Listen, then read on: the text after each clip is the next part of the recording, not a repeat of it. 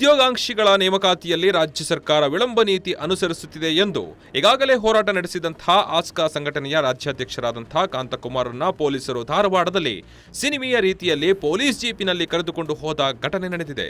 ಇನ್ನು ಜಿಲ್ಲಾಧಿಕಾರಿ ಕಚೇರಿ ಮುಂಭಾಗದಲ್ಲಿರುವಂತಹ ಗಾಂಧಿ ಪ್ರತಿಮೆಯ ಬಳಿ ಏಕಾಂಗಿಯಾಗಿ ಧರಣಿ ನಡೆಸುತ್ತಿದ್ದ ಕಾಂತಕುಮಾರರನ್ನು ಪೊಲೀಸರು ಹೈಕೋರ್ಟ್ ಆದೇಶ ವಿರುದ್ಧವಾಗಿ ಪ್ರತಿಭಟನೆ ಮಾಡುತ್ತಿರುವುದು ಎಂದು ನ್ಯಾಯಾಂಗ ನಿಂದನೆ ಆಗುತ್ತಿದೆ ಎಂದು ತಿಳಿಸಿ ವಶಕ್ಕೆ ಪಡೆದಿದ್ದಾರೆ. ಇನ್ನು ಹೈಕೋರ್ಟ್ ಹಿಂದೆ ಹುಬ್ಬಳ್ಳಿ ನೆಹರು ಮೈದಾನದಲ್ಲಿ ಮಾತ್ರ ಹೋರಾಟ ಮಾಡಲು ಅವಕಾಶ ನೀಡಿ ಆದೇಶವನ್ನು ಮಾಡಲಾಗಿತ್ತು. ಆದರೆ ಹೈಕೋರ್ಟ್ ಆದೇಶ ಇದ್ರೂ ಕೂಡ ಧರಣಿ ಇಳಿದ ಕಾಂತಕುಮಾರ್ ರಾಜ್ಯ ಸರ್ಕಾರ ಉದ್ಯೋಗ ಕರೆಯುತ್ತಿಲ್ಲ ಎಂದು ಧರಣಿಯನ್ನ ಆರಂಭಿಸಿದರು. ಇನ್ನು ಪೊಲೀಸರು ವಶಕ್ಕೆ ಪಡೆಯುತ್ತಿದ್ದಂತೆ ಪೊಲೀಸರು ಗೂಂಡಾ ಪ್ರವೃತ್ತಿ ಮಾಡುತ್ತಿದ್ದಾರೆ ಎಂದು ಕಾಂತಕುಮಾರ್ ಆಕ್ರೋಶ ವ್ಯಕ್ತಪಡಿಸಿದರು.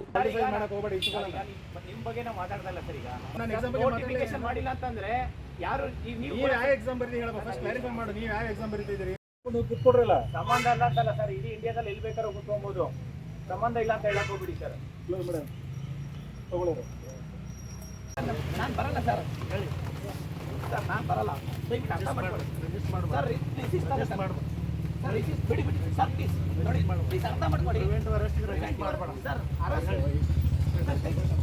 ಏನು ಸರ್ ನೀವು ನಿಲ್ತಾ ಇದ್ದೀರಾ? ಬಿಡಿ ಬಿಡಿ ಬಿಡಿ ಬಿಡಿ ಸರ್, ಹೊಡಿತಾ ಇಲ್ಲ.